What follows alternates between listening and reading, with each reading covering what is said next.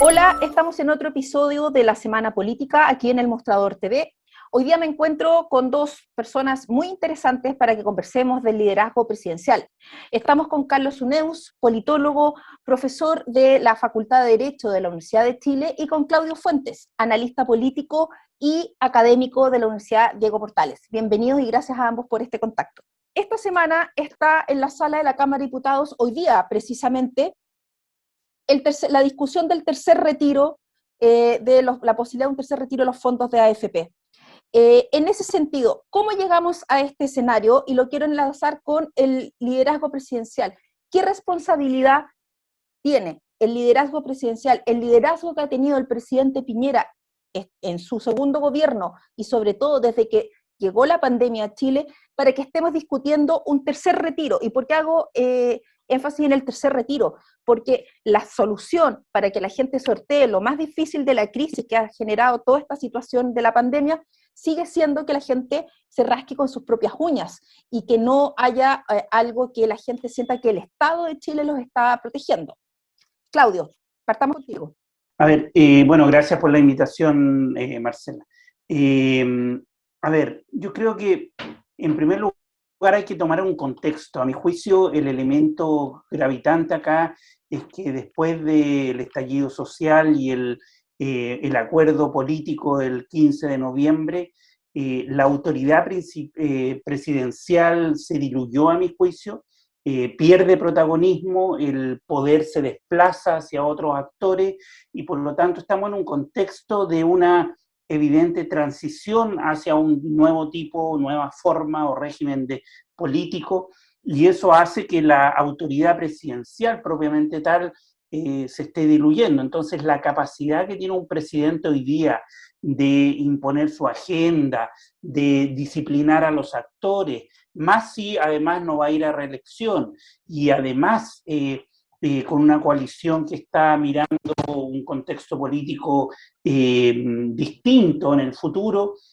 Por lo tanto, yo creo que el peso que tiene, el peso que tiene particularmente Sebastián Piñera en estructurar algún tipo de disciplinamiento interno de la propia coalición es prácticamente nulo, y menos de la oposición, que además está fragmentada. Por lo tanto, yo creo que es un escenario donde como autoridad presidencial no tiene esa posibilidad, además de las características propias del presidente, que podemos hablar después, que tiene que ver con su forma de gobernar y su distinta estructura que tampoco ha cambiado y modificado respecto de lógica de alianza, flexibilidad para encarar un contexto distinto y ese tipo de cosas. Carlos, ¿cuál es la responsabilidad que tiene el liderazgo presidencial en llegar a este escenario? ¿Y qué características tiene este liderazgo de Sebastián Piñera? Bueno, la principal responsabilidad sin duda es la tremenda crisis en que nos encontramos. Esto es una crisis integral, como usando los términos de Jorge Ahumada, el economista de la CEPAL, ¿no? Porque la presidencia es la principal institución del país, tiene una enorme autoridad y al mismo tiempo tiene poder. Es decir, él puede, en el primer gobierno él llamó por teléfono a un ejecutivo de una transnacional que estaba construyendo una central a carbón y le dijo, mire, no es conveniente que ustedes hagan esto y la empresa inmediatamente se mandó a cambiar del país. O sea, tiene un enorme poder el presidente de la República. Yo creo que es completa y se han demostrado ahora, desde el estallido social, sus debilidades de liderazgo. Y básicamente él es un hombre de negocio, no es un político. Cuando fue senador no se preocupó de estudiar la política, no tiene contacto con los políticos, actúa en solitario. Y él es una persona persistente, rígida, etcétera, como lo planteé en la columna pasada, ¿no? Ahora, este es el último gobierno y ahí se nota más la rigidez y la destemplanza de Piñera, porque él no está preocupado, al igual que el 2013, de la sucesión. Él está preocupado de su legado. Tiene incluso una persona, un grupo trabajando, eso es su legado, pensar en eso. O sea, él no tiene ninguna visión de lo que está pasando en el país. Y enseguida, al no tener preocupado problemas sociales, ni siquiera puede tener influencia en sus propios partidos, que están extraordinariamente debilitados, y él ha contribuido al debilitamiento. Porque cuando el presidente era Mario Desbordes, Renovación Nacional reemergió, él tuvo un protagonismo muy importante en el estallido social, pero él encontró nada mejor que sacarlo de la presidencia del partido y llevárselo al gobierno. No quería tener un partido de Renovación Nacional en un año cuando ya se acercaban las elecciones, un partido fuerte para que pudiera competir en buenas condiciones en las elecciones presidenciales. Entonces, tiene una enorme responsabilidad. Él ha dañado a su propio partido, ha gobernado más con la UDI que con el RN. Hoy día hay 10 u 11 ministros de la UDI o cercanos a la UDI, porque en este país los independientes no existen. Los independientes son todos de derecha, y en la derecha hay dos grandes partidos y uno están en uno u otro lado. Si no están vetados, no llegan ahí. Entonces, es el peor escenario. Y lo último que yo quisiera recalcar acá es su incapacidad para elegir buenos ministros. El caso del ministro Briones es patético, patético. Él era un académico que no se había destacado como otros y fue trasladado de la cota 1500, que está al lado del Ciudadanía, o 1300, ¿no es cierto?, directamente al Ministerio de Hacienda en el momento más difícil de la historia de este país.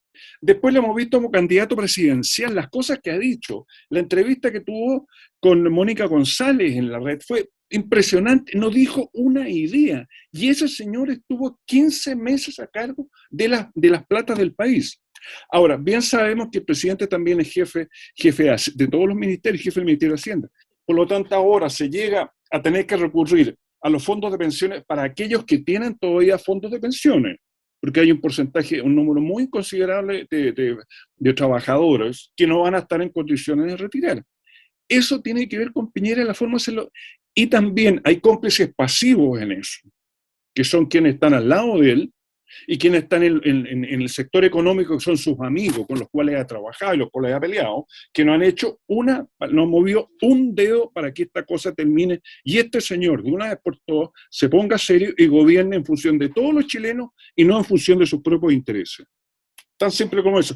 Estamos en la peor situación de la historia de nuestro país, la peor, porque el año 73 el presidente estaba empeñado en un acuerdo con la democracia cristiana, fue invitado por el cardenal Silva Enrique, quien estaba invitado, trató de llegar a un acuerdo y fue vetado al interior del Comité de la Unidad Popular por el Partido Socialista, y porque el Partido Comunista no tuvo los pantalones para decirle: presidente, usted tiene razón, haga esto, y hagamos primar el interés del país antes de la unidad de la coalición de gobierno. Y así llegamos al golpe militar.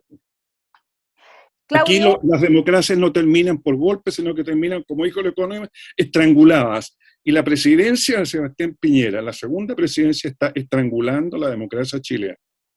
Además, no tenemos oposición. Sí, después vamos a hablar de eso. Claudio, tú también esbozaste las características del liderazgo presidencial que ha mostrado Piñera, sobre todo desde el estallido y la pandemia en adelante. Me gustaría que precisaras desde tu visión cuáles son esos rasgos y cuáles son los que han influido más negativamente para que lleguemos a este escenario. Siguiendo un poco la línea que plantea Carlos, yo creo que efectivamente el presidente claramente tiene una inflexibilidad respecto de cambiar y modificar. Hay un contexto totalmente nuevo después del 18 de octubre y él no fue capaz de entender, ni siquiera de entender, sino que de abrirse a modificar su propia agenda de gobierno. O sea, recordemos todo lo que fue el primer año de la pandemia, donde estuvo siempre resistiendo a abrir la billetera y todo eso, y ahora efectivamente, y eso es producto del equipo, las decisiones de él. Lo segundo, que tiene que ver con la estructura de gobierno. En un sistema presidencial, un poco siguiendo la línea de Carlos, yo creo que pondría acento en el segundo piso. En un sistema presidencial tú requieres colocar y tener un buen entendimiento con los partidos que van a estar con tu coalición. Y para eso es la repartición de los ministerios, y en donde el jefe de gabinete ministerial debiese cumplir un rol central. Y en el caso de este gobierno en particular no lo ha cumplido, el jefe de gabinete no está organizando y coordinando la agenda, y siempre vemos esta tensión entre los ministros y el segundo piso, que parece ser que es el que toma las decisiones de todo tipo, y por lo tanto esa estructura de gobierno, en el caso de la salud parece ser que es evidente que el ministro sectorial, que es el que debiese estar encargado de llevar la agenda de la pandemia y el control de la crisis que estamos viviendo, es pasado a llevar por decisiones de tipo económica, de reactivación económica. Entonces vemos esta tensión que es resuelta ¿dónde? En el segundo piso, y por lo tanto ahí hay un problema evidente de la gestión presidencial y la estructura de organizar el poder con su coalición. Y finalmente, a nivel parlamentario tampoco ha sido un elemento clave de gobernabilidad, y esto es como la regla número 1 de un sistema multipartidista, es que primero tienes que tener una bancada disciplinada, ordenada, y tenerla, y si eres además un gobierno de minoría, tienes que tener la flexibilidad para abrirte a llegar a acuerdos y conseguir los votos para aprobar los proyectos de ley. Y eso el gobierno se siente como un gobierno de mayoría cuando es un gobierno de minoría. Y actúa como de mayoría cuando es un gobierno que requiere tener y abrirse a obtener los votos de la oposición para llegar a algunos acuerdos. Y eso no lo ha hecho y persiste en la misma estrategia. Ya que mencionaste, ambos mencionaron Carlos a la UDI y tú al segundo piso, quería centrarme en una figura muy particular en este gobierno que ha sido el rol y el papel que juega Cristian Larroulet, y quería unirlo al tema del liderazgo presidencial, con los rasgos y características que han planteado de el presidente Sebastián Piñera. ¿Creen posible, efectivamente, como algunos han planteado, incluido Mario Desbordes, por ejemplo, que casi el presidente Piñera está casi cooptado por Cristian Larroulet, y el poder que ejerce Cristian Larroulet, el jefe de asesores del segundo piso de La Moneda, en las directrices y en las decisiones de este gobierno? ¿Creen que eso es realmente así, o que finalmente Piñera, el presidente Piñera, cede y le entrega poder a Cristian Larroulet por un tema de supervivencia, porque en el fondo, sin el poder del gremialismo duro, se termina de hundir? Carlos. Mira, no me gustan las teorías que explican el protagonismo de individuos, en este caso sería Larroulet, que tendría un poder de encantamiento, como una especie del cardenal Richelieu que está detrás del poder, ¿no es cierto? No, yo prefiero tener un análisis más institucional y también, junto a lo institucional, considerar a las personas. Esto, el presidencialismo y el presidente, que tiene un poder enorme, además económico, ha tenido un poder económico, tiene amigos en el sector privado muy importante. Entonces veamos la presidencia, el presidente, y ver cómo este señor está estrangulando la democracia. Yo pienso en primer lugar en Trump y Bolsonaro, que son los otros presidentes que están estrangulando sus respectivos. Uno la estranguló y afortunadamente terminó, y Bolsonaro está en un proceso de aún agravamiento, ¿no? Yo pensar en decisiones de grupos, y hay pensamientos de grupos. Y Piñera tiene amigos, todos sabemos que son sus amigos, ¿no es cierto? Choclo Dela, son todos hombres de negocio, ex socios.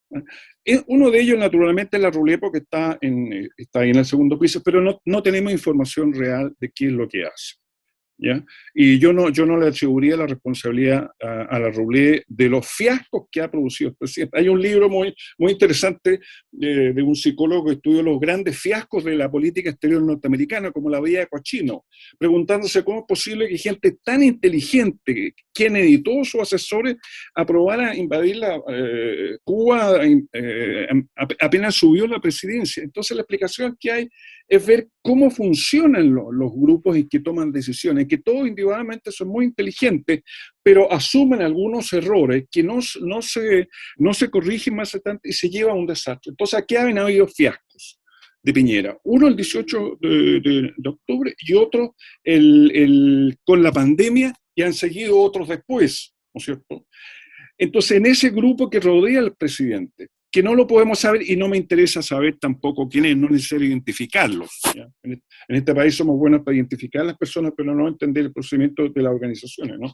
Y en ese grupo en que está Piñera integrado explícitamente y algunos implícitamente, por ejemplo, los dirigentes, grandes dirigentes empresariales, de los grupos económicos, gente que tiene llegada directa al presidente, que lo llama por teléfono y él le va a contestar. No es necesario hacer un espionaje telefónico para saber que él tiene contacto con más gente, habla por teléfono. Esa gente constituye un grupo en que viven en otro mundo. Lo hemos visto, siguen con las mismas majaderías de siempre, la misma cantinela de siempre, el crecimiento, defender ahora el derecho a propiedad y un par de otras consignas, y eso forma parte de lo que explica los fiascos perdón, me confundo como Piñera y Pinochet, no es que estuvo tanto tiempo, me confundo, perdón. Piñera, que van a seguir y no se van a corregir, lamentablemente. Y eso además agravado, porque como decíamos, y también lo mencionaba Claudio, no hay oposición, entonces no hay una alternativa de poder que diga, mire señor, termina el gobierno Piñera, pero aquí hay una alternativa de poder que se está preparando con una perspectiva nacional y popular, ¿no es cierto?, en que no hay diferencia entre los ex 9 de mayo, o sea, mirando una coalición marcada por el pasado, el binominalismo, sino una coalición en relación de la crisis integral que tiene este país, y durante 10 meses va a seguir el mismo presidente que ha hecho los fiascos que conocemos. Esa es la situación que vive el país. Claudio, la figura de la roulette. Efectivamente, creo yo que es relevante, o sea, es relevante obviamente en la escala de toma de decisiones, quién está tomando la decisión. Ojalá que en el futuro se puedan hacer estudios sobre cómo se toman las decisiones. Han habido estudios sobre anteriores gobiernos y la relevancia de los actores clave, etc. Ahora, yo creo que efectivamente si uno le brinda el poder oculto que tiene la roulette, etc., y se lanza con esa teoría, disminuye la responsabilidad política que tiene el propio presidente, y una de las características de este presidente es que no se deja mandar por nadie, o sea que él muchas veces toma las decisiones, y ese es un elemento bien gravitante. Cuando él se convierte en ministro de Hacienda, ministro de Salud, ministro de Seguridad Pública, y está en todos los temas, aumenta su responsabilidad respecto de las decisiones que se han ido tomando, y por lo tanto yo creo que es importante la asesoría institucional que se le da desde el segundo piso, estrategia. Supongo yo que están tomando decisiones estratégicas en qué colocar, dónde colocar los huevos, dónde colocar los proyectos de ley, qué negociar, o sea, esas son las decisiones que un segundo piso debería estar dando. Entonces, efectivamente, a lo mejor hay algo de responsabilidad, pero acá hay una figura que tiene mucho poder en términos de que él es el que toma, y eso ha sido en el primer gobierno y en este gobierno muy evidente, toma decisión y toma la dirección sobre muchos asuntos y se inmiscuye en muchos asuntos. Por lo tanto, creo yo que hay una relevancia importante de su propia figura en el contexto en que estamos. Insisto en unir el tema con lo que se está viviendo esta semana, que es el avance de la votación del tercer retiro. Aquí ha primado, por lo que se ha criticado siempre, una visión económica por sobre la sanitaria para poder enfrentar esta pandemia, y que una de esas razones ha sido el que la gente se sienta desprotegida. Efectivamente, han habido bonos, hay FOGAPE, hay una serie de miles de millones de pesos que se han puesto sobre la mesa desde el Estado, pero la gente siente que no ha sido protegida, que gran parte de la población siente que ha tenido que recurrir a sus propios dineros para sortear los efectos devastadores de esta crisis. Y basta ver las cuarentenas no efectivas, está toda la región metropolitana en cuarentena, y hay movimiento y hay movilidad en la calle casi como un día normal. Entonces, ahí, ¿qué es lo que le ha jugado en contra al presidente Piñera? La presión de este club de amigos desde fuera del Estado, que presionan por que no se tomen ciertas decisiones para reactivarse económicamente, una visión demasiado ideológica aunque es un hombre de negocios, una visión excesivamente ideológica de qué es el Estado, ¿qué es lo que pasa ahí que, no, que la gente en este país siente y qué responsabilidad tiene? ¿Por qué creen ustedes que el presidente ha tomado este camino en la forma de proteger a la gente económicamente de la crisis económica que se ha desatado? Carlos. Mira, eso es un muy buen punto, estos cómplices pasivos, ¿no es cierto?, que están en torno al presidente y que toleran esta situación de crisis integral. Son personas que están mirando el corto plazo, no miran el interés del país, están mirando sus empresas, los balances, cómo les va a ir aquí. Algunos son globales, entonces están mirando todo el mundo, y si hay problema en Chile, bueno, pueden trasladar su plata a otro lugar, ¿no es cierto? España, lo hemos visto, señor Nicolás Ibáñez, ¿no es cierto?, tiene su fondo, uno de ellos tiene, o el hermano, creo que tiene una fundación y tiene fondos en Gran Bretaña, compra palacios, etc. Se mueven en un sentido global y ya Chile como que lo miran con menos. Hay un narcisismo feroz en esta gente, además mal acostumbrada porque desde un comienzo lo han tratado como seres privilegiados y de los cuales depende el desarrollo.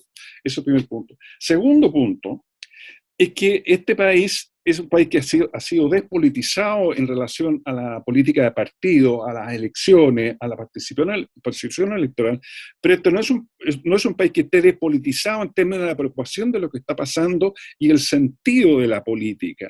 Y lo que se tiene presente el pasado, el régimen militar, los gobiernos de la concertación, y desde un comienzo, más de alguna columna del mostrador lo dije, ¿no es cierto?, los equipos económicos se han caracterizado por la majadería de inundarnos con cifras, con millones de dólares, con indicadores espectaculares de lo que está pasando, cómo crece el país, etcétera, etcétera, etcétera. Y llega un presidente que ya lo hemos caracterizado, y un ministro de Hacienda que no conoce el Ministerio de Hacienda, que se demoró en tomar medidas y después no sabía cómo se implementaban. Entonces había un desfase total en los discursos anunciaba el presidente y las platas que se estaban gastando y no llegaban a la gente. Hay un problema ahí de implementación de la política económica y de la oportunidad que aquí no se hizo. Angela Merkel estableció un sistema que permitió un traspaso a la cuenta corriente de los ciudadanos que necesitan a millones de alemanes, pero en 10 días estaba ahí. Aquí un señor que no conocía y un presidente que tampoco está presente. Ahora, yo agregaría un factor que ayudaría a esta racionalidad de la presidencia. Con un presidente, no digo que sea irracional, sino que es un presidente cuya inteligencia emocional es baja, que se ha empeorado por la pandemia, es cosa de verlo en la televisión, y pocas personas influyen en él. Una de las personas es su señora. ¿Ya? Ustedes recordarán el episodio de los 33 mineros, en que él sacaba el papelito de los 33 mineros de una manera de majadera, hasta que la señora le tuvo que decir, ya, por Sebastián, dejó de pasar. Yo creo que la señora, la primera dama, debería tener un papel más activo, y ella y el círculo también de su familia, como digo, el grupo más cercano, los poderes fácticos, eso tiene un precio naturalmente, si ellos lo hacen naturalmente, tiene un precio, pero al menos el interés nacional está por encima, ¿no? Yo no quiero ser, y por último termino, yo soy politólogo, pero la ciencia política tiene que apoyarse en otras disciplinas. En la historia, a mí me gusta mucho la historia, y en el caso de Piñera he llegado a recurrir a la psicología, porque los factores psicológicos influyen. Ahí yo decía el caso del pensamiento grupal que tiene él, que se fabrica él, que se construye él. Entonces, ahí creo que necesitamos una ayuda de esa parte de la psicología, a ver cómo su inteligencia emocional se ha acentuado con la crisis de la pandemia. Claudio. Sí, mira, yo quería poner acento en dos elementos. Uno, el que tiene que ver con la ortodoxia. Tú planteabas al principio el tema ideológico, y yo creo que sobre todo el año pasado, y de la mano de Briones, curiosamente Evópoli resultó ser el más ortodoxo de los grupos de derecha. De hecho, nosotros habíamos hecho un estudio con las élites, una encuesta a las élites parlamentarias, y Evópoli aparecía como el más ortodoxo en términos de el rol del Estado, el rol del mercado, etc.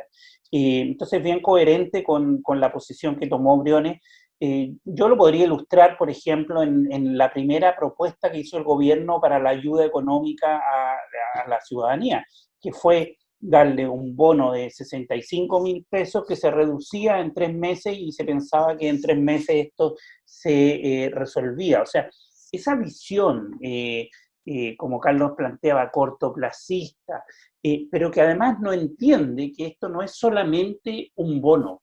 Esta es una demanda que está instalada y que es mucho más estructural y que tiene que ver con la dignidad, con el respeto, por la falta de reconocimiento, por el tener derechos básicos, esenciales, por el cómo se vive. Entonces, acá yo creo que hay un gobierno que, cuando se habla de que el gobierno no entiende, es que realmente no ha vivenciado, no ha experimentado y no ha conocido la realidad del 80-90% de los chilenos. Entonces ahí hay un problema y que se cruza con esta ideología en donde el mercado es mucho más eficiente, en donde el Estado no debiese ser relevante. De hecho, fíjate en la campaña constituyente, o sea, la derecha, ¿qué es lo que está diciendo? Hagamos un Estado eficiente, ojalá más pequeño, y ese es el discurso en el fondo. Entonces, yo creo que acá hay un tema ideológico central en la derecha que no se ha movido, y eso es lo que ha generado también una división dentro de la propia derecha, en lo que se llama la derecha social, los Desbordes, Osandón, etcétera, que tratan de compensar esto. Yo creo que esa es la búsqueda de Lavín con su espectáculo de irse hacia de declararse socialdemócrata, que no tiene nada de socialdemócrata, pero yo creo que esa es la tensión que hoy día enfrenta la derecha, y este gobierno no se ha movido de esa acción política de la derecha más ortodoxa desde el punto de vista económico. Para cerrar el programa, una última pregunta, ya que ambos pusieron el punto. ¿Cómo se va a entender y cómo se entiende que con un presidente que rajuña llegar al 14-15% del apoyo en encuestas serias, obviamente, y por otro lado, que debilitado, cuestionado, con falta de respaldo ciudadano, con una desafección de sus propias huestes, de sus propios partidos, de su propia coalición? Lo mismo con lo que pasa con el 10%, o sea, tiene que llegar a abrirse a opciones como lo del seguro de cesantía, la propuesta Lavín, para tratar una propuesta que no es buena, que no le gusta al presidente, para tratar de neutralizar que este tercer retiro se haga viable con votos de Chile Vamos, para que no se le siga fracturando la coalición. ¿Cómo se entiende que con este panorama, con crítica por violación a los derechos humanos en organismos internacionales después del estallido, con un mal manejo de la pandemia, cómo se entiende que con todo este escenario es altamente probable que el próximo gobierno siga siendo de Chile Vamos, por la fragmentación y la división de la oposición, por la ausencia de este proyecto que decías tú, Carlos, de un proyecto hacia futuro, un proyecto nacional, popular, de largo alcance? Eso se ha dicho de la oposición, pero ¿qué pasa ahí con la oposición? ¿Dónde está el error y el problema de la oposición que que van a ser incapaces de ofrecer esta alternativa de poder? Carlos. Mira, la oposición expresa de su historia, ¿no? Y esa historia está ahí y no se cambia. La oposición nunca ha hecho una autocrítica de las derrotas, comenzando por la Democracia Cristiana, que empezó a caer su apoyo electoral desde el año 1997. Ni una vez ha hecho una autocrítica. Expulsaron incluso a un expresidente del partido por una rencilla, una pelea interna. El partido perdió 7% de las elecciones del 2009. ¿Para qué decir el Partido Socialista? Un expresidente y 2 senadores se fueron en el 2009. Qué sorpresa que en la elección presidencial del 2009 la Concertación fuera derrotada por Sebastián Piñera. O sea, la debilidad de la Concertación permitió el triunfo de la derecha, y la debilidad de la oposición permitió el nuevo triunfo en el 2017. Eso no se cambia con buenas intenciones y con políticos. Uno dice, ¿qué son los partidos como organización? No en términos de campaña, las máquinas, ¿qué son las máquinas de los partidos? Yo algo conozco las máquinas de los partidos, yo milito en una de ellas, entonces no quiero ser despectivo, pero las máquinas no existen. Los partidos son fuentes de reclutamiento, de entrega de subsidios, de puestos de trabajo. Los dirigentes han sido todos funcionarios. ¿De dónde vienen? ¿Cuáles son los nuevos? Entonces esto lamentablemente no tiene destino, y los fuegos artificiales que se dan ahora, en que una persona como la diputada Giles tiene una visibilidad y un reconocimiento en las encuestas desproporcionado, es una consecuencia de esa crisis que ha habido de despolitización en el sentido de los partidos, el maltrato a los partidos. No sabemos, ellos tienen financiamiento público, no sabemos en qué gastan la plata los dirigentes. Hay un 10% que corresponde a la formación de mujeres, y en los balances que han entregado al CERVEL no se da cuenta, a ellos se les olvida, les falta, hay problemas de chequeo, etc. Entonces, en eso ya no tenemos remedio, eso está definido, estamos a 7 meses de la elección presidencial, no se puede pensar. Piense usted, y con esto, perdón que me extienda, no, pero hay que dar ejemplo ya, y hay que dar nombres, se han dado nombres anterior al gabinete Piñera. Jefe económico del programa de Heraldo Muñoz, del PPD, Álvaro García viene del año 90 en cargos de gobierno, fue subsecretario de Odeplan, después fue ministro del presidente Frey y después el presidente Lagos. Y sabían, entonces, ¿con quién? El jefe y en la democracia cristiana no sabemos quiénes son, y en el Partido Radical tampoco. Entonces, esa parte ya está cerrada, y hay que prepararse para ver quién va a ganar en la derecha. ¿Quién va a ser el presidente de la derecha? Sí, yo creo que efectivamente hay varias dimensiones que explican esta total fragmentación, erosión y debilitamiento de la oposición. Hay, por una parte, yo creo, una debilidad en las propuestas programáticas. Eso siempre ha sido una fuente de conflicto, pero en la medida en que se avanzó, el debate programático se hizo cada vez más irrelevante.